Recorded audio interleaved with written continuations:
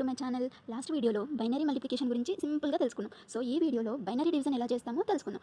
ముందుగా binary division solve చేయడానికి కొన్ని రూల్స్ తెలుసుకుందాం. ఆ రూల్స్ ఏంటంటే, first of all binary division ఆ రూల్స్ ఏంటంటే 0 divided by 0 is equals to, అంటే ఇంటూ తీసుకోండి, 1 into 1 equals to 1, 0 into 0 equals to not allowed, 1 into 0 is equals to not allowed. మనం టెక్నికల్గా మాట్లాడుకోవాలంటే నాట్ డిఫైన్డ్. అర్థమైందా? సో ఈ రూల్స్ అన్నవి ఎంత ఇంపార్టెంట్ అంటే సాల్వ్ చేయడానికి అంత ఇంపార్టెంట్. సో ప్రాబ్లం చేయడానికి ముందు రూల్స్ బాగా గుర్తుపెట్టుకుంటే ప్రాబ్లం అనేది ఈజీగా సాల్వ్ చేయొచ్చు. సో ఒక ఎగ్జాంపుల్ తీసుకున్నాం. ఫస్ట్ ఆఫ్ ఆల్ ఎగ్జాంపుల్కి వెళ్ళడానికి ముందు మనం నార్మల్ డివిజన్లో ఎలా చేస్తాం? డివైజర్, డివిడెండ్, కోఎఫిషియంట్ అండ్ కింద రిమైండర్ అంటే నార్మల్ 0 అయినా రావచ్చు, 1 అయినా రావచ్చు, 10 అయినా రావచ్చు అనమాట, మన ప్రాబ్లం బట్టి వస్తాయి. సో ఎగ్జాంపుల్ తీసుకుంటే 11, నెక్స్ట్ ఈ సిస్టంలో తీసుకుందాం. ఓకే, 1 0 0 1 1 1. ఇప్పుడు ఇది ఎలా సాల్వ్ చేయాలో చూసుకుందాం. ఫస్ట్ 11 ఇక్కడ ఒక నెంబర్ తీసుకుందాం. సో ఇది స్మాల్ నెంబర్ కదా, అంటే 11 లెస్ దాన్, అంటే ఇప్పుడు ఏమవుతుంది, 11 అనేది 1 కన్నా స్మాల్ నెంబర్. ఇది డెసిమల్ వాల్యూలో తీసుకుంటే మనకి ఏమవుతుంది, 2 + 1 3 లెస్ దాన్ 1 కాబట్టి మనం ఏం చేస్తాం, కోఎఫిషియంట్లో 0 తీసుకుని ఇక్కడ నెక్స్ట్ వాల్యూ తీసుకుంటాం అనమాట. సో ఇది 11 10 కదా, సో ఈ వాల్యూ చూసుకుందాం. 11 లెస్ దాన్ 10, డెసిమల్ వాల్యూ తీసుకుంటే ఇది 3, ఇదేమవుతుంది 2. సో 3 లెస్ దాన్ 2 కాబట్టి ఇప్పుడు కూడా 0 తీసుకుంటాం. సో మనకేమవుతుంది, ఇప్పుడు 10 అవుతుంది. సో స్మాల్ నెంబర్ కాబట్టి చేయలేం. ఇప్పుడు నెక్స్ట్ 3 నెంబర్స్ తీసుకుందాం. అంటే అప్పుడు 11 గ్రేటర్ దాన్ 100, అంటే ఇక్కడ 10 అంటే చిన్నది, ఇక్కడ 100లా ఉంది కదా. సో 11 అనేది గ్రేటర్ దాన్ 100. ఇది డెసిమల్లో తీసుకుంటే 4 అవుతుంది. సో 3 గ్రేటర్ దాన్ 4 కాబట్టి 11 1 11.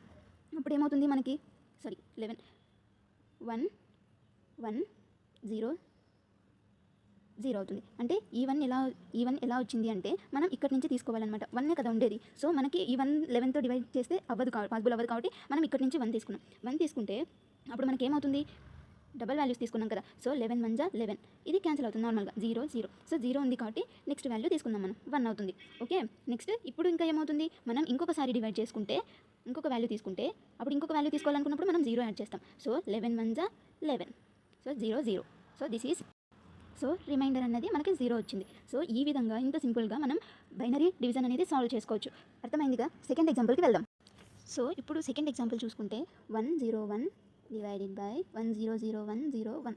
ఇప్పుడు ఇది ఎలా సాల్వ్ చేసుకోవాలో చూసుకుందాం. ఓకే, ఫస్ట్ 101 అనేది 3 నెంబర్స్ తీసుకుందాం డైరెక్ట్. ఓకే, 101 1 101 అయింది. సో 1 1 ఏమవుతుంది మనకి, 0 0 -0 0 1 1 0. సారీ, నెక్స్ట్ ఇక్కడ నెక్స్ట్ వాల్యూ తీసుకుందాం. నెక్స్ట్ వాల్యూ తీసుకుంటే మనకి ఏమవుతుంది, 1 అవుతుంది. సో 1 తీసుకున్నా మనకి వాల్యూ చేయడానికి లేదు కాబట్టి 0 తీసుకున్నాం. సో నెక్స్ట్ వాల్యూ తీసుకుంటాం, అప్పుడు 0 అవుతుంది. అయినా కూడా మనకి స్మాల్ నెంబరే కదా ఇది. సో ఇంకొక 0 తీసుకుంటాం, అప్పుడు ఏమైంది మనకి 101 అయింది. సో 101 1 101. సో మైనస్ చేస్తే మనకి 0 0 0, రిమైండర్ అన్నది 0. రిమైండర్, ఇది డివైజర్, ఇది డివిడెండ్, ఇది కోఎఫిషియంట్. ఐ హోప్ మీకు బైనరీ డివిజన్ ఈజీగా అర్థమైందని అనుకుంటున్నాను. మీకు కానీ ఏమైనా అర్థం కాకపోతే కామెంట్ సెక్షన్లో కామెంట్ చేయండి. మీకు ఈ వీడియో నచ్చినట్లయితే please like, share, subscribe and comment below. Bell icon click చేయడం మర్చిపోకండి. Thank you.